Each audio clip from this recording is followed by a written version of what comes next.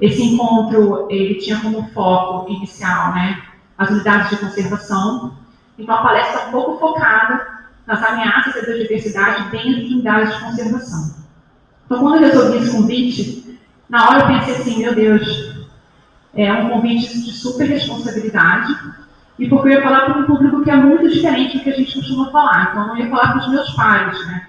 Então, tinha que ter uma linguagem que favorecesse o entendimento do público-alvo. E o público-alvo era principalmente, né, membros dos ministérios públicos, tanto do Poder Judiciário, quanto dos tribunais de contas, do Poder Executivo, em especial os órgãos públicos ambientais, o Poder Legislativo, advogados, organizações da sociedade civil, representantes de setores econômicos, ativistas, estudantes e estudiosos das questões jurídicas, legislativas, políticas, administrativas e científicas, todos relacionados ao meio ambiente. Então, reunia uma galera, né, um pessoal que tem um poder muito grande de decisão com relação aos caminhos, né, que a gente tem visto no meio judiciário no nosso país. E era um encontro nacional, que foi sediado em Vitória. Então, a cada ano esse encontro é num local diferente, com um tema diferente. E esse ano foi unidades de conservação. E aí eu fui convidada para falar no painel 4, que falava exatamente das ameaças e conflitos das unidades de conservação pertencentes à Mata Atlântica e seus entornos. E aí eu dividi o espaço junto com a Bruna, que é promotora de justiça no Espírito Santo, no estado do Espírito Santo, e com o Fábio, que é promotor de justiça federal no Paraná. Todos os dois falaram de estudos de caso após mim. Então, a Bruna, ela tem uma grande experiência, principalmente com questões relacionadas à perda de hábitats, e o Fábio, com maior experiência no controle e manejo de espécies exóticas invasoras frente a unidades de conservação. Então, como a lei pode ajudar a impedir o avanço de espécies exóticas. E a Bruna, como diminuir perda de hábitats. E aí, quando eu recebi o convite, eu pensei, é uma super responsabilidade, e o que nós no IMA temos a ver um pouco com isso, né? Então, eu dei uma olhada no nosso plano diretor da unidade e vi que a gente tem um objetivo estratégico número 1, que é propor síntese de soluções que ajudem a subsidiar políticas públicas. Então, frente a isso, eu falei que a gente não podia nunca deixar de estar presente num encontro como esse, para mostrar um pouquinho do que a gente faz, um pouquinho de onde está informações que podem ajudar a subsidiar ações de políticas públicas. Então, trouxe aqui só para vocês verem um pouquinho sobre o nosso PDU, onde está isso, e qual é o resultado esperado, né, dessa diretriz estratégica, né, para ter exatamente o maior acesso e uso das informações científicas pela sociedade. E fortalecimento, né, da pesquisa científica e das políticas públicas voltadas para a conservação da Mata Atlântica.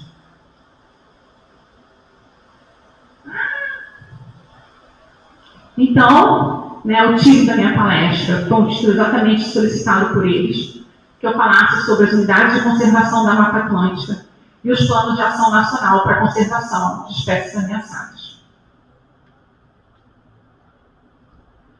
Bem, a Mata Atlântica, né, é um bioma que é o habitat, é o lar de todos nós, onde todos nós estamos aqui morando na Mata Atlântica, e ela é considerada, né, um hotspot mundial. O que é isso? É um ponto de ambiente que tem um maior número, um grande número de espécies, de táxons e de animais e de plantas por metro quadrado.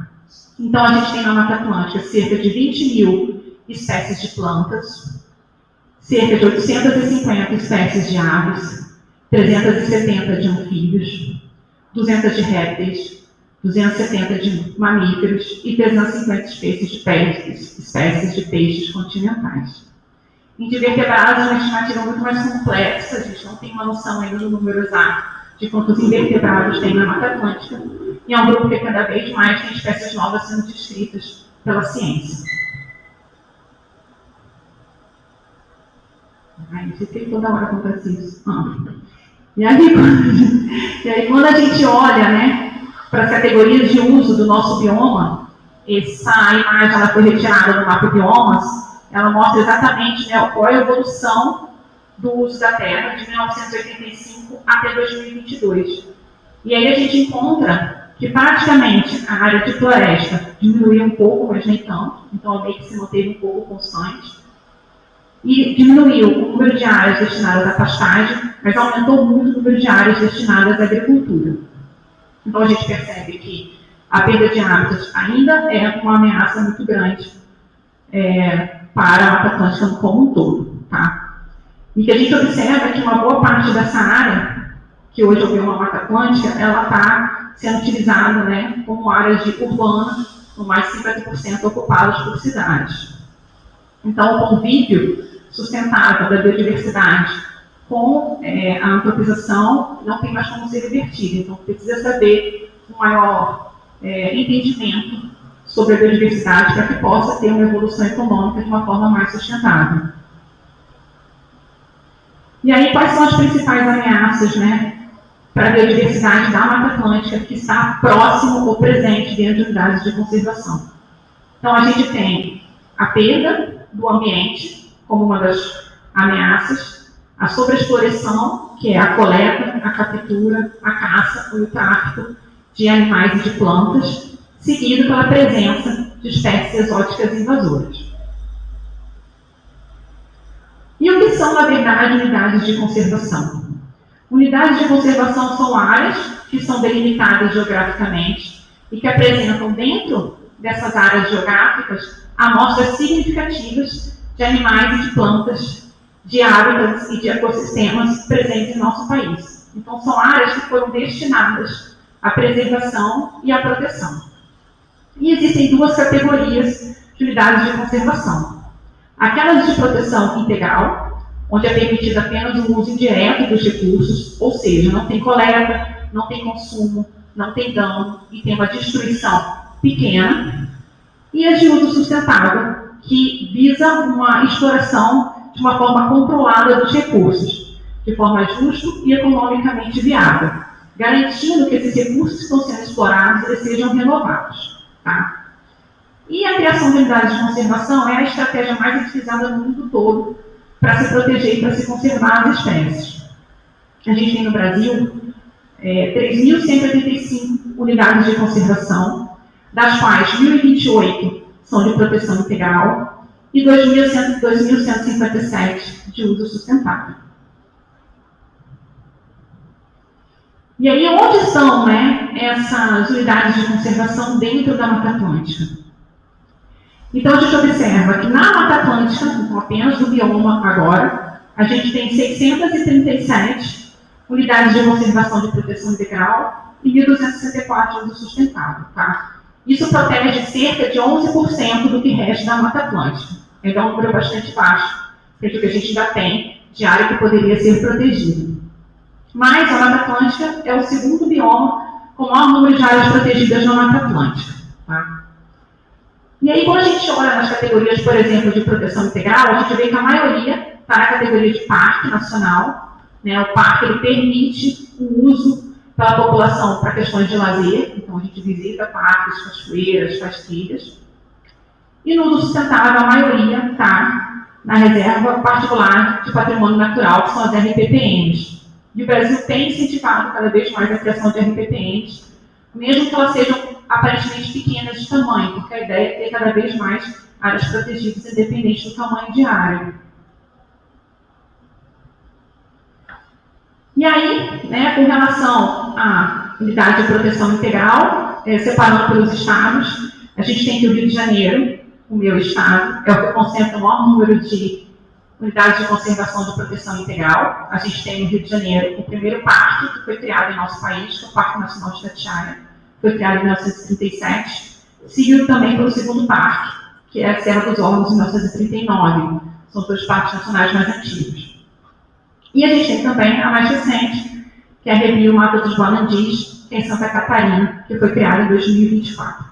Então, aqui só um panorama pelo de acordo com os estados, né? A gente vê que o Sudeste concentra um grande número de UCs de proteção integral, seguido do Sul, e a gente tem uma menor quantidade no Nordeste, que é ainda onde tem realmente o menor número de área de Mata Atlântica ainda presente. Ai, Jesus. Já de uso sustentável, o mesmo quadro, a gente vê que a reserva, a Floresta Nacional de Lorena, foi a mais antiga, foi criada em 1934, então antes dos parques nacionais foi criada essa reserva de uso sustentável, ela é no estado de São Paulo. Em São Paulo também concentra a mais recente, que é a RPPN Fruta do Lobo, criada em 2025. Novamente, a gente vê o Sudeste se destacando com o número de unidades de conservação de uso sustentável, mas também, né, a gente mostra que a Bahia vem se destacando no Nordeste com um número crescente de unidades de conservação de uso sustentável. E aí essas áreas, elas concentram um grande número de espécies, um grande número da nossa biodiversidade, e também aquelas presentes na lista vermelha de espécies ameaçadas de extinção. E o que é uma lista vermelha? Nada mais é do que uma ferramenta, um documento, que visa proteger as espécies com efeitos legais. Então, frente a uma presença de um documento, um decreto, uma portaria, você consegue propor, né, multas e sanções legais para aqueles que estão denegrindo o meio ambiente e as espécies. E a gente considera ameaçada de extinção quando está presente nessas três categorias: criticamente ameaçada, em perigo ou vulnerável. E essa lista ela deveria ser atualizada a cada 10 anos, e a gente sabe que é cada vez mais difícil seguir esse prazo. Então, a gente tem hoje no Brasil, né, com dados da lista de 2022, 593 espécies ameaçadas de animais, 2.172 espécies de plantas ameaçadas, e a gente observa que, da fauna, a grande maioria das espécies que estão ameaçadas são endêmicas do bioma. Tá? Com a categoria em perigo sendo a maioria, o que é parecido também com as categorias para a flora.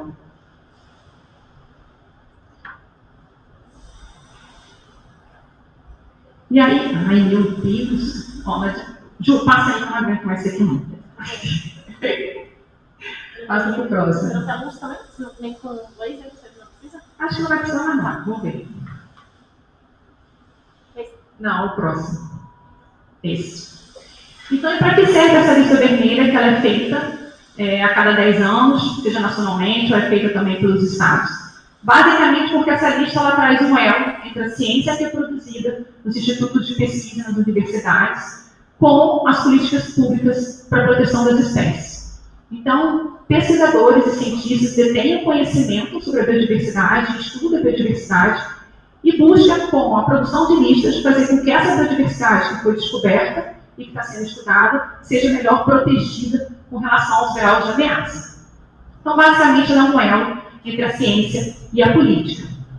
E aí, essa lista vermelha é utilizada basicamente para dois objetivos gerais. O primeiro, que é para implementar, planejar as ações para reverter as ameaças a essa biodiversidade, e também para mapear áreas que poderiam ser prioritárias para a criação de novas unidades de conservação, já que essa é a ferramenta que mais tem sido utilizada para preservar as espécies. Para a criação de CES, foi criada recentemente uma sigla chamada de PAT, que é Plano de Ação Territorial, que visa uma análise para cada parte do território. Então, a Mata Atlântica é dividida em partes e os grupos específicos regionais trabalham para análise melhor daquele território para propor criações de unidades de conservação. Então, o Espírito Santo hoje está inteiramente dentro de um PAT, chamado PAT Capixaba Gerais. Algumas pessoas estão aqui que participam desse PAT, como eu, como o Paulo, como o Danilo e a Juliana, que não está aqui. Não você, a Juliana Paulo, que é um grupo que trabalha pensando onde é possível ainda proteger e onde é melhor ainda se manter esforços para estudar melhor a biodiversidade de leste de Minas e do Espírito Santo. Tá? Mas a gente vai focar hoje um pouquinho nos PANs, que visa exatamente planejar e implementar ações para reverter as ameaças à biodiversidade. Então, o PAN é um plano de ação nacional. Então, tem um apelo geográfico maior. Pode passar, Ju. Então, o que é um PAN? Ele nada mais é do que um instrumento de gestão que segue os princípios de um planejamento estratégico e que são construídos com a participação multilateral de diversos atores e uma troca de experiência. Então, participa de um PAN pesquisadores, gestores de unidades de conservação, gente que trabalha em ONG, gente que trabalha com ambientalistas, gente que trabalha com a sociedade no geral, é convidado e pode fazer parte de um plano futuro. Pode passar, Ju. Então, a gente tem hoje 74 PANs publicados, é um número bastante grande, e desses 74, 40 estão sendo executados. Alguns já foram concluídos e finalizados, outros entraram no segundo ciclo e outros foram manejados montando PANs maiores, porque a primeira ideia era ter PANs vinculados a espécies. Mas aí viram que o número era muito grande e poucos atores para trabalhar como um todo. Então a gente juntou alguns PANs. Então hoje a gente tem 40 sendo executados, visando ações para a conservação de 1.031 espécies ameaçadas. Dessas 40 PANs, 20 estão na Mata Atlântica, que protegem 736 espécies ameaçadas. Pode passar, gente. E quais são as ações presentes nesse plano? A gente tem ações vinculadas à pesquisa, que podem envolver muitos de nós, que aqui está na palestra. A gente tem ações de articulações, ações de políticas públicas, ações de manejo de fauna e flora, de educação, de informação e de sensibilização para o público. Ou seja, diversas áreas que nós aqui do INMA produzimos pesquisa e atuamos conjuntamente. Pode passar, Júlio. Bem, e aí, qual é o exemplo de ação que tem dentro de um plano de ação e que tem um vínculo diretamente com unidade de conservação? Então, eu trouxe aqui uma das ações do Plano Aves da Mata Atlântica, que qual eu faço parte do grupo de assessoramento, então eu tenho uma maior familiaridade. A gente tem uma ação, por exemplo, que é voltada principalmente para Alagoas, que era a criação da ESEC Murici de Alagoas. Ela foi criada em 2001. Esse objetivo, então, ele foi feito no ano de 2000 e que visava exatamente criar essa UC, que deveria ser proteger 35 espécies ameaçadas de extinção. Então, a ação basicamente era essa: reduzir a perda de hábitat dos táxons da Mata Atlântica e ter essa implementação e essa criação dessa UC. E aí, junto com ela, tem várias outras coisas, como fazer plano de manejo, priorizar a regulação fundiária. Então, e para cada ação dessa, a gente tem um articulador e pessoas que são do território e que podem contribuir para que essa ação seja efetivada no futuro. Pode passar, Ju. E aí, o que aconteceu, então? Né? A gente pedia a implementação ativa dessa estação ecológica de Murici, que é implementar nada mais é do que criar um plano de manejo para a reserva. E aí a gente conseguiu efetivar essa ação com a publicação dessa portaria em 2017, que está lá a imagem para vocês.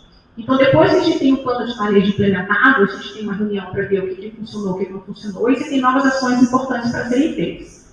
E aí, depois que a gente criou o plano de manejo, que a gente pensou, que bom, temos uma área protegida, a gente chegou à conclusão, conversando com atores do local, que talvez o ideal fosse recategorizar a UC, que ela não fosse uma ESEC e passasse a ser uma outra categoria. Então, hoje está sendo estudada essa possibilidade de remanejo frente aos desafios que foi feito em criar e cercar essa unidade de conservação. Pode passar, Júlia. E aí, quais ações, né, elas envolvem o Ministério Público, que era o público que eu estava falando, né, em junho, diretamente no encontro. Então, a gente tem ações que envolvem e a necessidade de que eles contribuam para que a biodiversidade seja protegida. Como, por exemplo, apresentar ao Ministério Público as áreas prioritárias, ações estratégicas e ferramentas para fazer com que recursos de compensação ambiental, medidas compensatórias, taxas e conversão de multas sejam aplicados às ações deste plano. Então, o que a gente pode fazer para ajudar o Ministério Público nessa ação? A gente pode ver como os nossos estudos, as nossas pesquisas, protegem ou não a unidade de conservação, repassar onde estão essas espécies, seja por mapas, seja por banco de dados, seja por coordenadas geográficas, para que eles, quando possam fazer ações de fiscalização, tenham essa informação acessada para que eles possam exatamente chegar lá e fazer cumprir multas e ações de fiscalização. E com isso, essas multas, esse recurso pode vir a ser repassado para aquelas pessoas que estão atuando, fornecendo informações. Então, a gente poderia contribuir, para a gente poder também receber em troca algo que a gente possa continuar fazendo pesquisa. Hoje, para onde vai o dinheiro das medidas compensatórias dos taxas? Muitas vezes acaba ficando ali mesmo no serviço público, para melhorar a qualidade do serviço deles. Então, por exemplo, para ter ar-condicionado, para ter carros, nem sempre é convertido para ações de conservação das espécies. Então, com essa ação dentro de um plano de ação, a gente pede que as ações sejam exatamente efetuadas para a proteção das espécies. Então, por exemplo, se o Paulo está ali trabalhando no pátio Capixaba Gerais, vamos lá lutando para criar uma unidade de conservação e precisa de um recurso para poder fazer exatamente essa criação do OCEI e plano de manejo. Então, parte desse recurso de uma ação fiscalizatória poderia servir para nós, para que a gente pudesse fazer a implementação dessa OCEI, por exemplo. Pode passar, Ju. E aí, como eu falei, né, um PAN é um esforço coletivo, que ele une tanto instituições públicas de ensino e pesquisa, como a Nós do Lima, como a USP, como instituições públicas de maior apelo, digamos assim, fiscalizatório, como o IBAMA, a Polícia Federal, órgãos ambientais, estruturas do terceiro setor, como ONGs e instituições particulares, como empresas, e também como associações de zoológicos, associações de translocação de animais. Então, um grande número de atores estão presentes para que esses PANs eles sejam efetivados e ocorram. Pode passar, João. E aí eu finalizei a minha palestra sobre isso, me colocando à disposição para tirar as dúvidas do pessoal, para seguir as redes sociais, etc. Mas eu trouxe outros slides para a gente, veja. E aí, né, depois que eu terminei aquela palestra, né, lá é o seguinte, eu não tinha um tempo para responder todas as perguntas. Então eu ficava sentada numa mesa junto com os outros 2 promotores, e a plateia tinha direito a me fazer 2 perguntas. Essas perguntas elas chegavam escritas. Então é como se fosse um tribunal mesmo de justiça. A gente ficava em cima, na parte de baixo, por exemplo, onde estão vocês aqui agora sentados, ficavam apenas os promotores e os juízes. Existia uma divisória e atrás o público. Então o público escrevia as palestras, entregava para um dos promotores, e quando acabava a palestra, o promotor subia ao meu lado, lia a pergunta em voz alta, e eu tinha 2 minutos para responder aquela pergunta. Exatamente um tempo eu ficava marcando para não ultrapassar. Então, por exemplo, essa palestra que eu apresentei para vocês, eu tinha 15 minutos para falar sobre ela. Então, não podia ser uma coisa muito aprofundada, porque eu tinha que passar informação, e depois eu ia para uma sala separada, se tivesse mais perguntas para as pessoas ficarem conversando comigo. Eu fiquei lá durante 1 hora, respondendo as perguntas de outros promotores e do público no geral, tá? E aí, não, pode deixar de um tema não. E aí, né, o que eu percebi? Que várias perguntas eram sobre como e onde estão as informações sobre a Mata Atlântica. Então, eles não sabem onde procurar. Então, eles se associaram, por exemplo, com o mapeamento de uso da terra, eles fizeram um acordo de cooperação com mapiomas. Mas sobre biodiversidade, eles não têm a mínima ideia de onde estão as informações. Eles sabem que estão espalhadas, eles não sabem onde tem síntese, onde buscar. Então, eu acho que a gente poderia fazer um pouco esse papel, de começar a organizar pequenas sínteses e disponibilizar por e-mail e protocolar no Ministério Público onde tem, para que eles possam correr atrás dessas informações. Então, eles não têm acesso às nossas pesquisas, eles não sabem nem o que a gente faz. Eles acham só que a gente só descobre a espécie nova. Eles não sabiam que a gente estudava as espécies, que a gente faz ecologia, que a gente busca entender, compreender o ecossistema como um todo e as relações ecológicas. E aí eu vi uma possibilidade da gente fazer um acordo de cooperação e uma parceria com o Ministério Público, primeiro do Espírito Santo, visando exatamente fornecer essas informações e receber parte do recurso das operações. Então, ao mesmo tempo que estava tendo esse evento na Vitória que eu estava participando, estava ocorrendo naquela semana o que eles chamam de deflagração. Eles fizeram uma operação fiscalizatória, que é essa imagem que eu botei para vocês aqui na região das Três Santas, que era Santa Teresa, Santa Leopoldina e Santa Maria de Itibá, visando combater exatamente a perda de hábitats de forma ilegal, com a construção de condomínios e de casas. E aí eles montaram inúmeras pedras. Eles levantaram R$339 mil só de uma empresa de multa. E aí esse recurso vai para onde? Esse recurso poderia ter vindo para a gente. E aí eu conversando exatamente com as promotoras, elas falaram, Flávia, o dinheiro é muito difícil de ser repassado. Não existe esse repasse de verba. O que a gente pode fazer é aplicar esse dinheiro em algo que vocês precisem. Por exemplo, uma caminhonete, um veículo. Para poder fazer com que a gente tenha infraestrutura, para que a gente possa continuar nossas pesquisas, continuar levantamento de informações, para que a gente possa continuar dando informações para eles, para que eles possam continuar também a fazer um trabalho de excelência, visando a proteção das espécies. Então, eu vi aqui uma possibilidade que eu queria trazer para todo mundo aqui, para que a gente possa pensar em conjunto, como as nossas pesquisas podem contribuir para fazer ações de políticas públicas e que a gente possa ter isso como um retorno para a sociedade e para a gente continuar fazendo pesquisa e quem sabe o recurso é cada vez mais difícil. E um recurso tão alto assim para comprar um veículo, eu acho que hoje ninguém teria aqui condições de fazer isso. E a gente vê cada vez mais editais com recursos menores e muito mais limitado, que não daria para comprar um veículo, por exemplo, sem ter que gastar com diárias, ir para campo e tudo mais. Então, se a gente conseguisse fazer isso, acho que seria um ganho muito grande, tanto de conhecimento quanto de troca de informações para a gente atingir, né, aquela diretriz estratégica aí de conservação das espécies e que está no nosso plano diretor. É isso, gente.